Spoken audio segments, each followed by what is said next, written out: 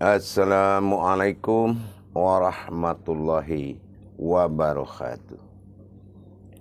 Alhamdulillahirabbil alamin. Assalatu wassalamu ala asrafil anbiya'i wal mursalin sayyidina wa maulana Muhammadin.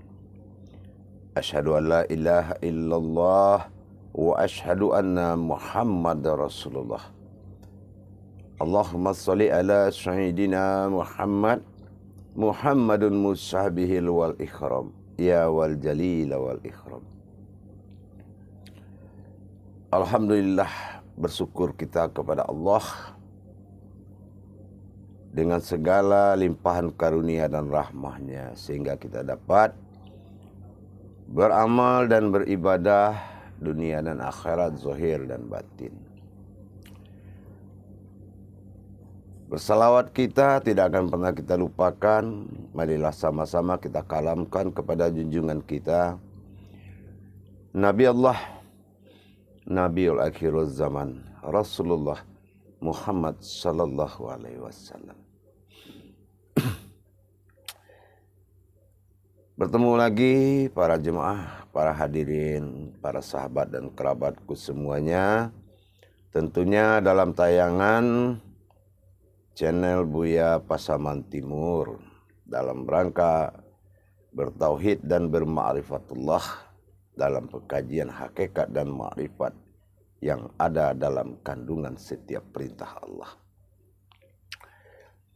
Demi meningkatkan iman dan takwa kita kepada Allah, pada tayangan dan kesempatan yang dimuliakan oleh Allah ini, saya akan berbagi ilmu, berbagi wawasan, yang mana pada tayang ini adalah wawasan yang sangat penting. Mungkin dikatakan lebih awal dari segalanya yang wajib diselesaikan. Apa yang akan kita bahas pada hari ini, yaitu mengenai kebenaran kita di dalam sebuah syahadat. Kebenaran seseorang, yaitu dia telah memberikan kesaksian kepada Allah Subhanahu wa Ta'ala dengan mencari diri yang bersaksi dan diri yang disaksikan.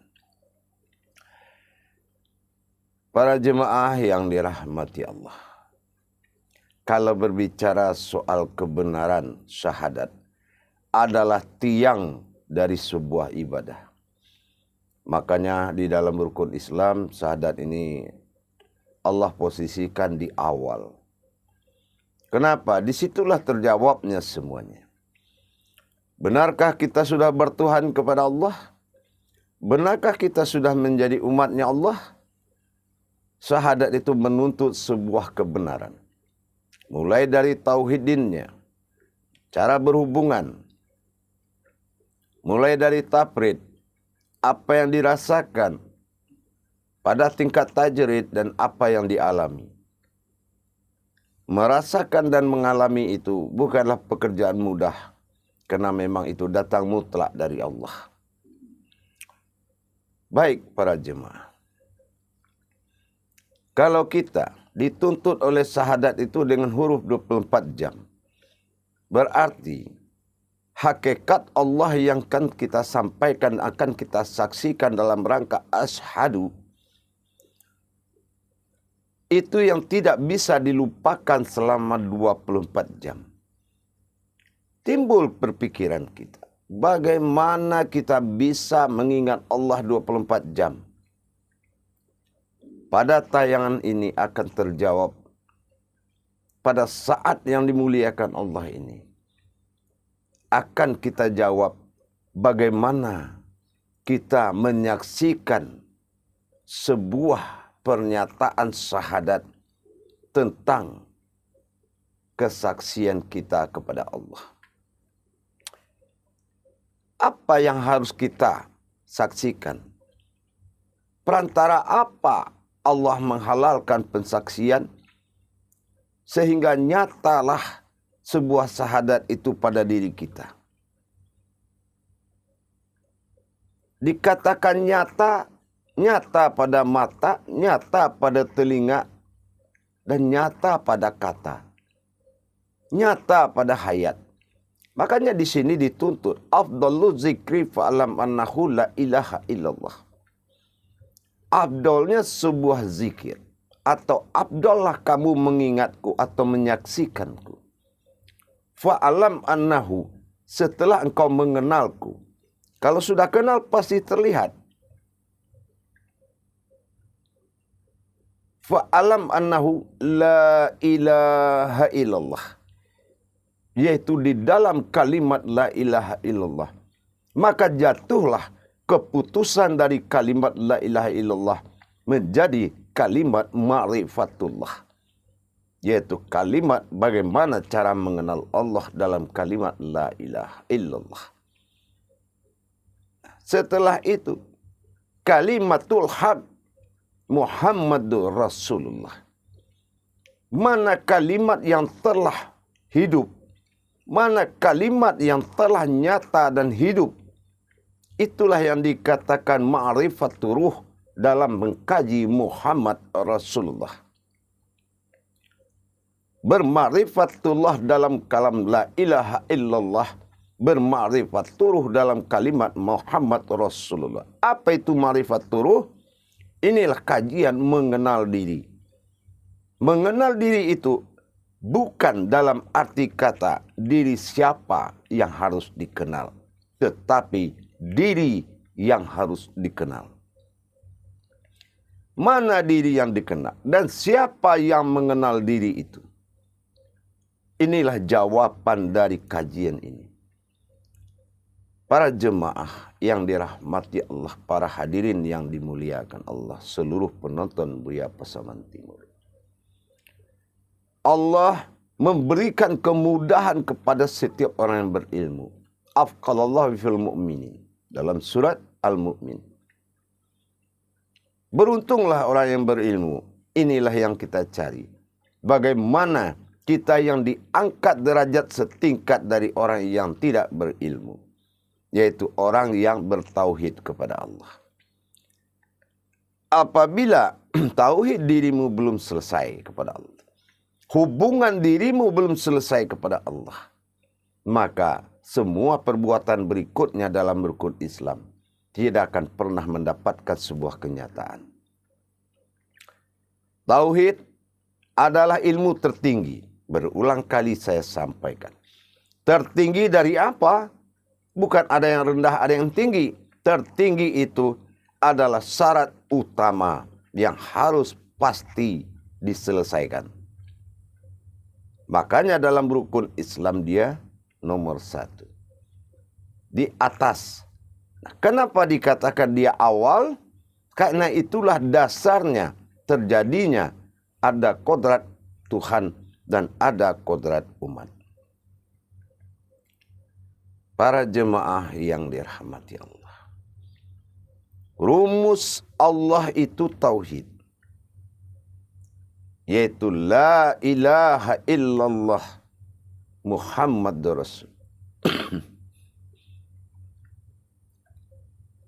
Bagaimana yang dikatakan Rasul? Apapun yang kita amalkan, ibadah apapun yang kita kerjakan, semuanya terhimpun dalam kalimat la ilaha illallah. Artinya, kebenaran yang akan kita ucapkan tadi, perbuatan sang kholik dan sang makhluk, antara kholik dengan makhluknya, terhimpun dalam satu kalimat. Itu dinamakan kalimat wujud, yaitu kalimat ada. Tahap pertama wujud, ada. Berarti la ilaha illallah. Apa yang ada? Wujud berpasangan dengan maujud, yaitu yang maujud yang kelihatan. Berarti yang bisa disaksikan adalah yang ada dan yang terlihat. Wujud wal maujud. Kalau maujudnya atau maujudullah, wujudullah wal maujudullah. Kalau ada Allah itu berarti ada maujudnya. Inilah sebuah kajian yang luar biasa para jemaah. Berarti kalau la ilaha illallah dalam ma'rifatullah, Muhammad Rasulullah dalam ma'rifatul ruh atau mengenal diri. Nah, berarti seluruh tuntutan agama, tuntutan hakikat, syariat, hakikat, marifat harus terhimpun dalam kalimat la ilaha illallah. Makanya jatuh kalimat la ilaha illallah itu berkodratkan nafis isbat. Nah, apa yang dikatakan nafis isbat? La ilaha illallah adalah wujud. Muhammad Rasulullah adalah maujud. Maujud adalah persekutuan bagi Allah. Ini yang dinapiskan kalau kita dalam sholat. Mana yang dipersekutukan oleh Allah? Ya, segala yang maujud. Termasuk ke diri kita. Mana diri kita yang maujud? Berinsan Allah dalam sifat dunia. Itu termasuk maujud. Berupa-rupa Allah dalam Adam. Berkodrat Allah dalam Muhammad. Di sini ada yang hak dan ada yang batil. Tapi dalam syahadat, mutlak terhimpun tanpa asma. Mutlak terhimpun tanpa asma. Seperti layaknya sebuah kalimat dan huruf hijaiyahnya. Lam alif ha. La ilaha illallah. Tidak dihadirkan kodrat-kodrat lain dalam menetapkan Tuhan. Dalam huruf pun sudah terbukti. Tidak ada huruf yang berkodrat lain. Selain alif, lam, ha. Kalau alif, lam, ha itu sudah kalimat Allah. Artinya kalimat tauhid ilahiyah. Kalam ilahiyah. Nah, dalam meningkatkan pensaksian. Apa yang kita saksikan, aku bersaksi. Ashadu, aku bersaksi. Ashadu itu apa? Ashadu itu adalah iman. Ashadu itu iman. Itu iman yang akan menuju ilmu. Ada ilmu, kodrat ilmu. Ada iman berkodrat iman. Ilmu berkodrat ilmu la ilaha illallah. Iman berkodrat iman Muhammad Rasulullah. Begitu kamu melihat maujud daripada maujudullah itu, maka tingkatkan keimanan. Beralih kepada iman. Jangan bertahan dalam kodrat akal.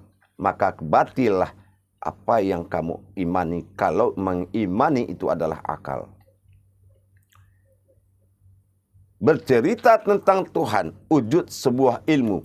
Bercerita tentang ibadah Muhammad awal jadi. Itu pun harus dipisahkan. Jangan menjadikan dasar daripada kalam amaliyah untuk menetapkan suatu kalam ibadah.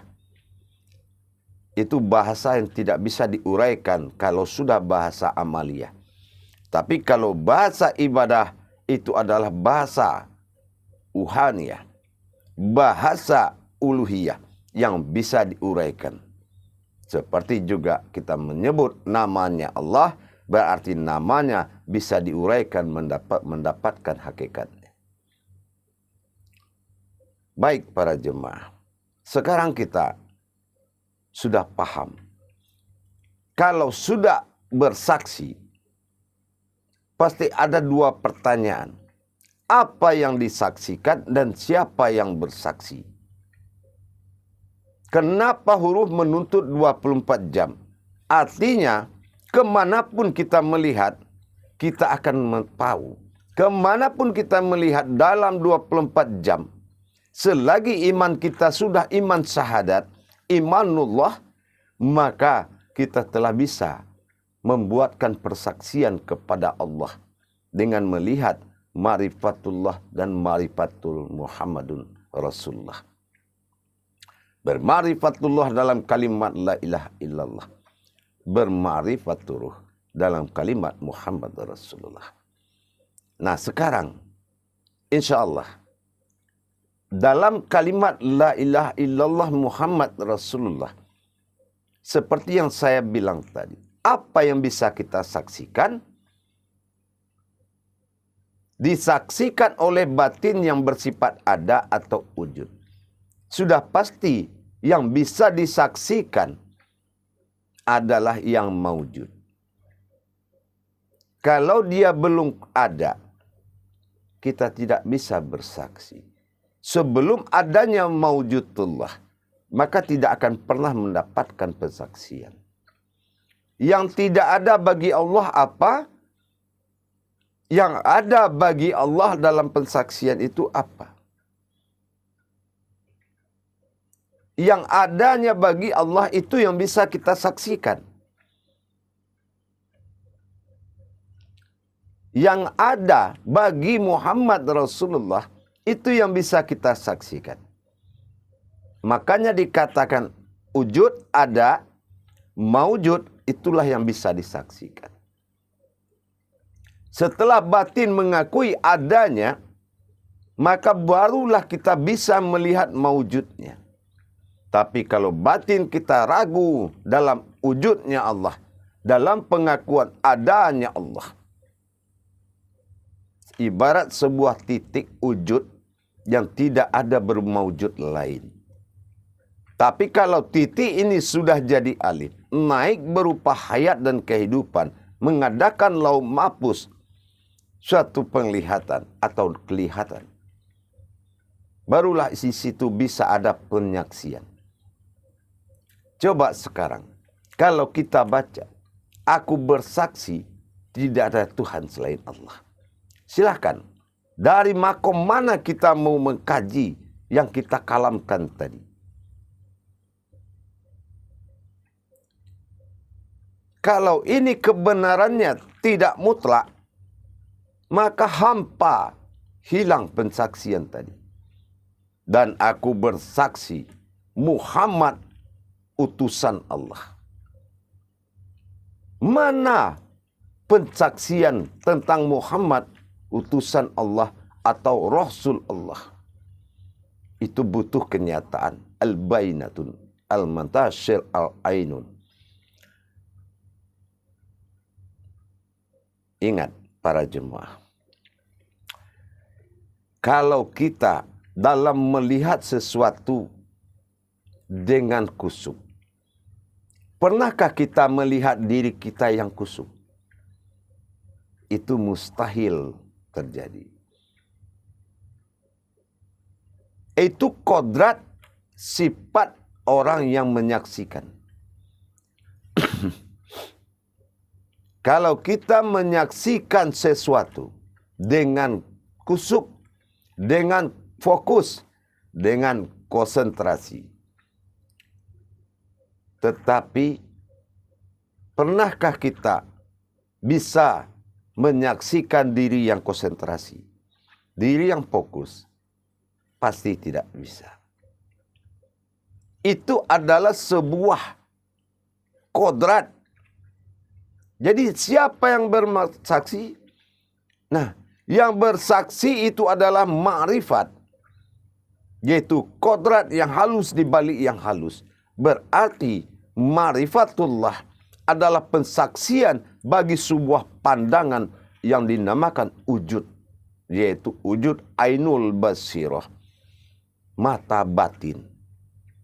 Nah, kalau itu sudah pasti. Biar orang itu tidak punya ilmu sedikit pun, kalau dia sudah fokus, dia akan lupa dengan dia. Tapi dia pasti mengaku ada. Itulah ada tadi. Ada. Ada bagi yang menyaksikan.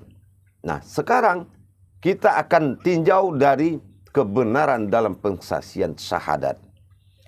Kalau kita ucapkan la ilaha illallah, apa yang kita saksikan?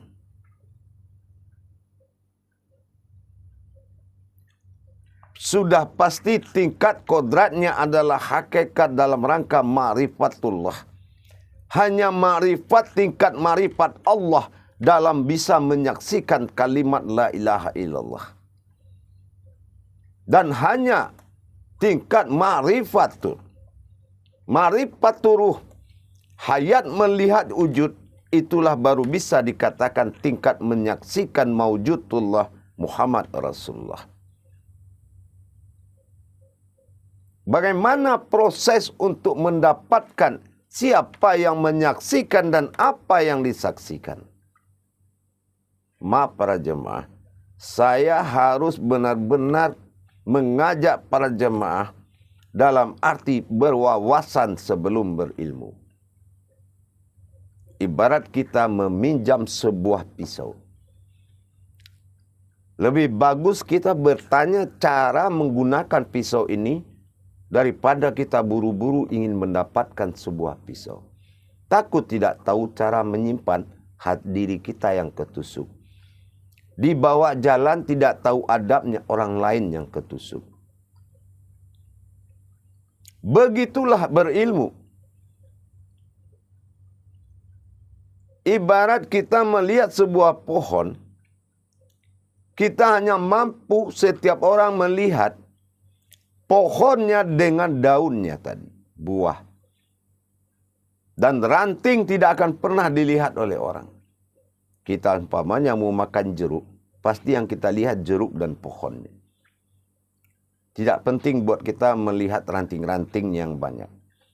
Nah, beginilah antara yang wajib dengan yang sunnah. Artinya harus ada batasan-batasan nilai hakikat dalam setiap kita berpandangan. La ilaha illallah. Yang kita saksikan itu adalah pensaksian yang ada dalam kalimat itu. Begitu kita membaca Muhammadur Rasulullah, yang kita saksikan yang ada dalam kodrat Muhammad Rasulullah. Yang tiada jangan dikaji. Karena tingkat itu adalah ma'rifatur. Beda dengan tingkat ma'rifahnya. Cara pengenalannya. Yang tiada dalam wujud kaji. Yang menyebabkan semuanya ada. Makom kajinya itu sudah beda. Tapi kalau mengkaji wujud, yang harus dikaji adalah wujudnya dan maujudnya. Ada dalam pengakuan batin, maujudlah bersaksi itu dalam pengakuan daripada kodratnya. Insya Allah jemaah, sekarang kita lihat hubungan sedekat mana antara kodrat Allah dan kodrat Muhammad. Kita sering dengar para ahli-ahli tasawuf, ahli-ahli tauhid selalu mengatakan Allah wujud mewujudnya Muhammad. Ya, tidak akan pernah salah kalam itu. Tapi akan salah kalau kita tidak mendapatkan kebenaran dari tafrid dan tajrid. Dalam masa mengadakan takharub kepada Allah, tazakur dan tafakur, kita tidak menemui hal kejadian itu. Berarti belum lengkap dan sempurna tingkat pensaksian kita kepada Allah Subhanahu wa ta'ala. Para jemaah yang dirahmati Allah rahimakumullah. Kita harus kembali mencari kebenaran. Sekarang terjawab sudah. Dituntut oleh 24 jam dalam kalimat 24 huruf. Kita tidak boleh lupa bertuhan kepada Allah. Harus 24 jam. Kemana kita cari kemampuan 24 jam? kalau tidak kebenaran daripada apa yang kita saksikan dalam syahadat. Yang kita saksikan itu ada di mana-mana. Begitu kita melihat yang kita saksikan di luar, maka kita ingat Allah. Pasti kita ingat Allah. Apa jaminan di luar yang bisa membuat kita ingat Allah? Kita akan kupas dari syahadat. Nggak mungkin kita ingat kayu. Tidak, kita mungkin ingat batu, langit, awan, bintang, bulan, matahari. Semuanya tidak ada dia diakui dalam mawujudullah. Tidak ada. Yang diakuinya adalah mawujudnya sendiri. Yaitu Muhammad Rasulullah. Apa hubungan tauhid, hubungan batin memang dalam kalam-kalam tasawuf dan tauhid. Batinnya Muhammad adalah Allah. Tetapi tidak semudah berkalam seperti itu. Kalau tidak ada dasarnya. Kalau tidak ada dasarnya, hal ini akan menjadi suatu fitnah. Tapi kalau dasarnya itu kebenarannya ada, Allah akan mengirim kalam itu menjadi sebuah nikmat. Siapa yang mendengar, itulah mendapatkan nikmat Allah. Tapi kalau kita tidak berwawasan, batin kita tidak bekerja saat kita mengucapkan syahadat, maka tertutuplah hati orang, semua umat. Tapi kalau memang yang berkalam ini sudah menyaksikan apa yang dia kalamkan, berarti apabila dia bercerita tentang tauhid din, tentang agama, maka Allah mengikhlaskan dan meridhoi apa yang dikalamkannya. Para jemaah yang dirahmati Allah, kita akan kembali melihat dan mengupas dengan iman. La ilaha illallah. Apa yang dikatakan la ilaha illallah wa Muhammadur Rasulullah. Kalau la ilaha illallah, akan ada pensaksian, yaitu yang ada di Allah, yang ada dalam kodrat la ilaha illallah. Apa yang ada dalam kodrat la ilaha illallah dan apa yang ada dalam kodrat Muhammad Rasulullah.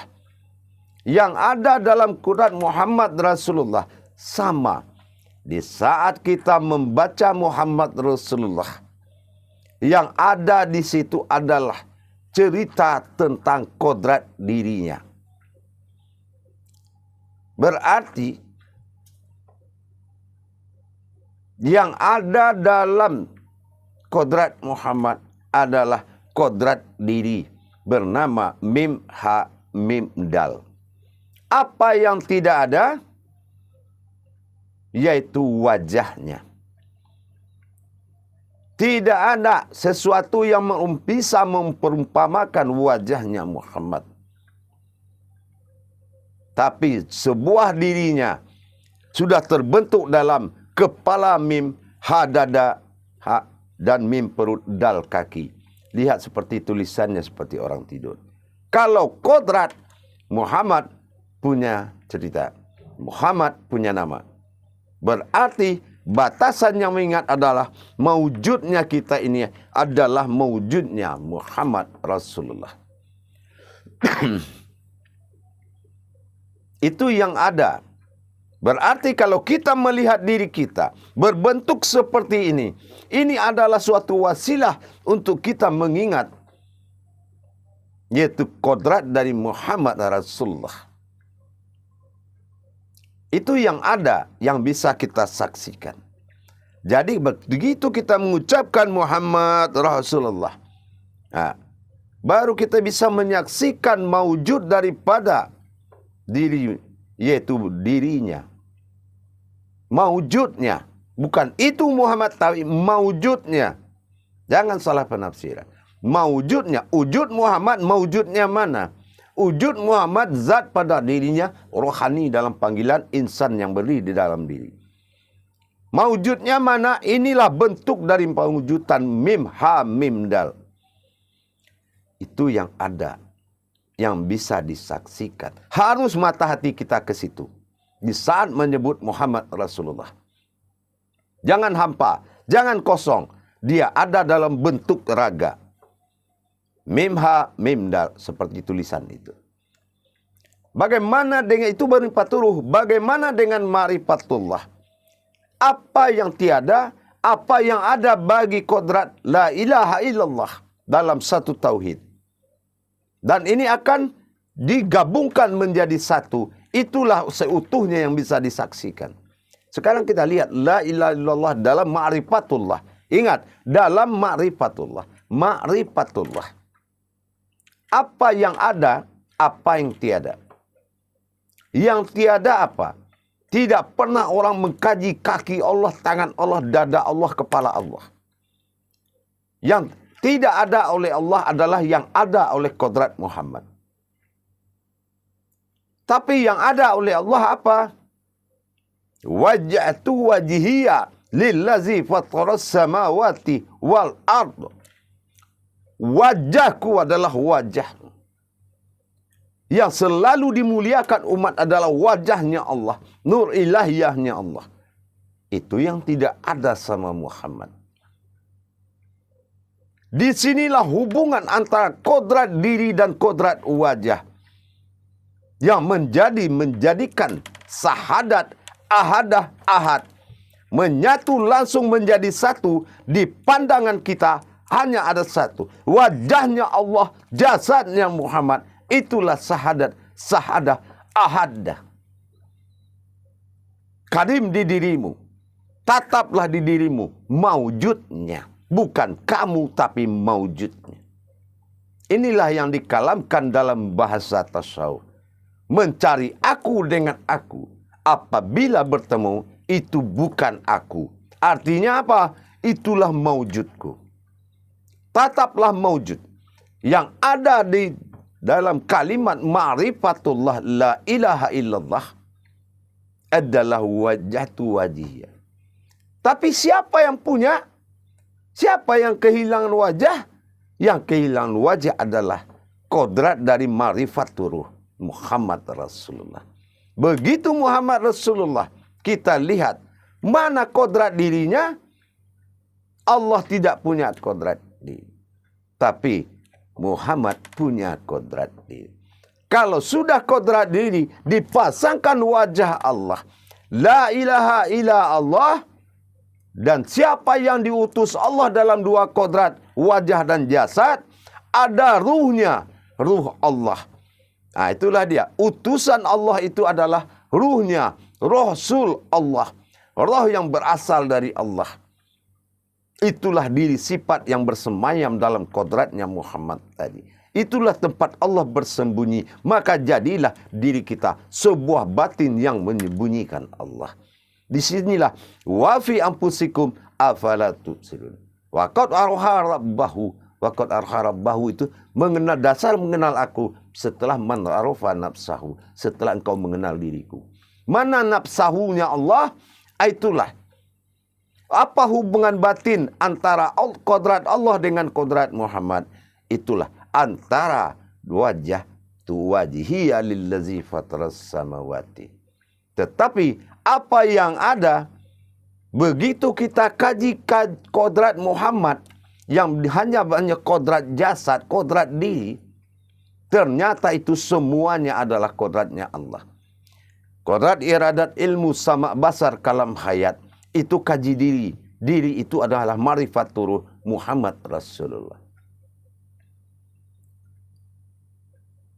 Bagaimana dengan kodratnya Allah? Inilah dia. Kodrat Allah melenyapkan sifat aftar pada alif yang nyata. Melarikan sifat wujud ada. Kajinya adalah wujud. Maka terjadilah di situ. Bahwasannya terjadi dua zikir sirri dengan masuri tadi. Kalau masuri itu dari zikir rahasia, terus kita melihat kodrat yang nyata. Alhamdulillah para jemaah. Bacalah syahadat itu. Dan saksikanlah dua perkara itu. Dan bertahanlah kamu di situ para jemaah. Apa? Jangan kamu takut. Ittaqullah, takut kepada Allah. Tidak ada yang mampu memisahkan kodrat yang dua itu kecuali Allah itu sendiri. Pertahankan dirimu di situ. La ilaha illallah wa la namutu.